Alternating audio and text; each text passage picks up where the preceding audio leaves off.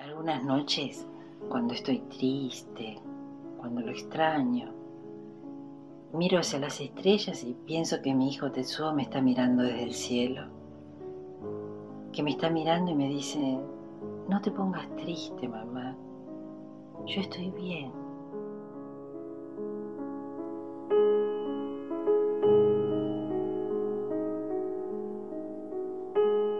Mi necesidad de filmar la tengo desde que tengo uso de memoria, digamos, desde que empecé a ver películas por televisión o a ver series, y siempre me daba ganas, lo que me inspiraba era el viajar como a otros mundos, como de, de crear otra realidad. No, de pronto comencé a hacer teatro, que no me gustaba mucho, la pasaba bien, aprendí mucho de actuación, estuvo bueno probar qué tan gracioso podía ser en vivo. Lo bueno del teatro era que lo veía en el momento, lo podía probar en el momento y eso estaba buenísimo. Pero un momento me cansé por la repetición que había que tener en teatro, eso siempre me cansaba. Y entonces no duré mucho. Aparte me ponía muy nervioso antes de subir al escenario, no era algo que manejaba muy bien, me agarró así como pánico, mal, antes de subir. Y así que empecé a filmar y sin saber absolutamente pero nada, ni lo que era un primer plano, un plano general, de una manera muy intuitiva. El primer corto que hice se llama Enajenado Social o Rutina, que está en YouTube con ese nombre. Entonces lo que traté de hacer es de que sea todo en un ambiente. Básicamente era un registro del número de teatro que yo hacía en esa época. Y como yo al número de teatro, a ese número ya lo tenía muy claro y sabía qué cosas funcionaban y qué cosas no funcionaban, entonces era bastante más sencillo. Mi excusa no era hacer una obra maestra ni un corto genial, era simplemente hacer algo, filmar algo que tuviera un principio, final y una historia que sea divertido.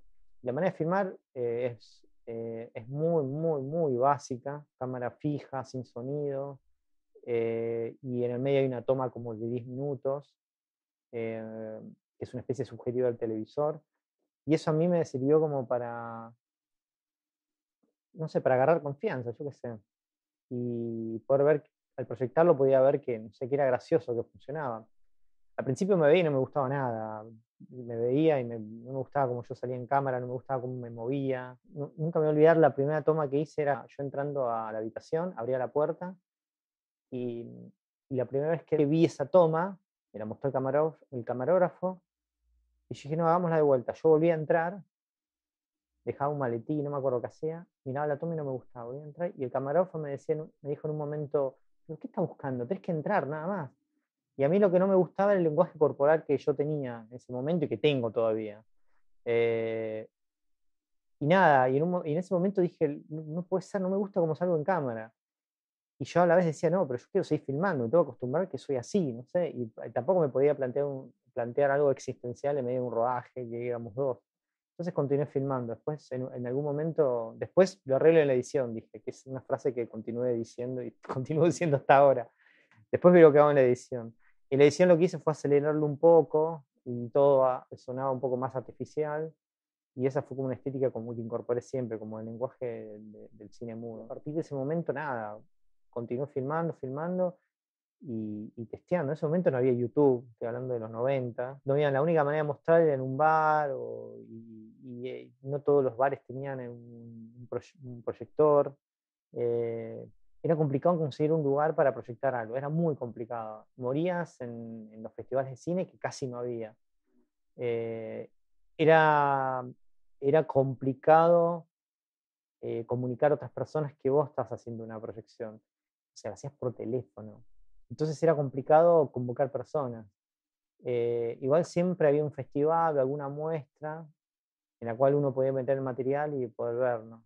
No, sigue haciendo cortos, varios cortos, hasta que empecé un largo que se llamaba eh, Ataque del Espacio Exterior. Lo comencé en el 2001, y hubo una crisis en el 2001, no sé si se acuerdan. Y la cuestión es que yo a mí me faltaba la mitad de la película, que era muy cara, y yo estaba tratando de conseguir como capitales o sponsoreos. Y cuando pasó el 19 y 20 de diciembre, como todas las posibilidades que yo tenía de terminar esa película desaparecieron, por lo tanto tenía una película incompleta. Y, y pasé un montón de tiempo mal, porque no podía filmar, no podía hacer nada, no tenía laburo, casi vivía en la calle. Entonces decidí, salió como un juego, como una especie de juego, hacer como una especie de biografía de mis penurias, por decirlo de una manera, ¿no? Que se trataba de una persona que quiere hacer una película con platillos voladores y siempre sucede algo por lo cual no lo puede terminar. O es él, o su propia inoperancia, o es el país en sí, o la realidad en sí, que le impide realizar su sueño. Entonces la idea era empezar desde la niñez de un personaje. Obviamente ese fue como el disparador. Yo empecé a escribir algunas cosas y después me di cuenta que el espíritu de eso se trasladó a la película. Pero no podía filmar exactamente lo que a mí me había pasado, primero porque es un bajón recordar cosas malas de uno.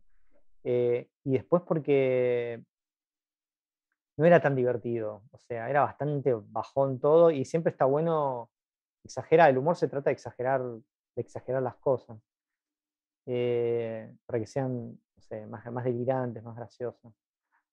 Y, y pensé que la gente, cualquier ser humano común y corriente que trata de hacer algo y no puede, tendría que sentirse identificado.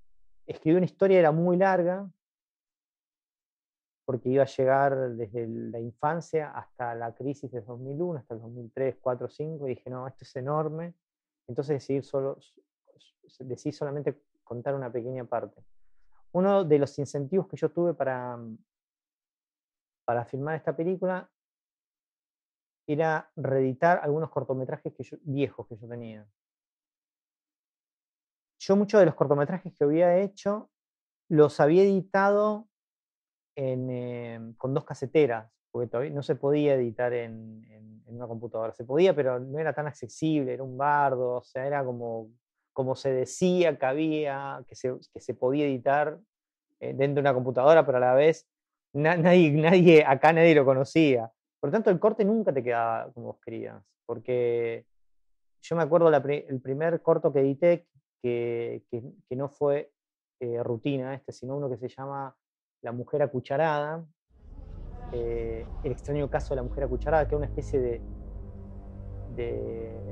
de cine negro mezclado con, no sé, con la pistola desnuda, una cosa así, muy berreta, todo muy horrible, pero la idea era hacer algo como que lo gracioso sea que sea bizarrísimo. Y me acuerdo que cuando la fui a editar, pegamos las tomas en un orden, medio de mi casa lo veía, y decía, no me gusta, esto no tiene que estar. Y cambiar algo era reeditar todo de cero, todo el tiempo. En un momento dije, yo no puedo estar, aparte pagaba por hora. En un momento dije, yo no puedo estar cambiando eternamente. Entonces lo que hice fue terminarlo como podía. Cuando terminé, que me costó un montón de dinero, vi el material y no me gustó nada.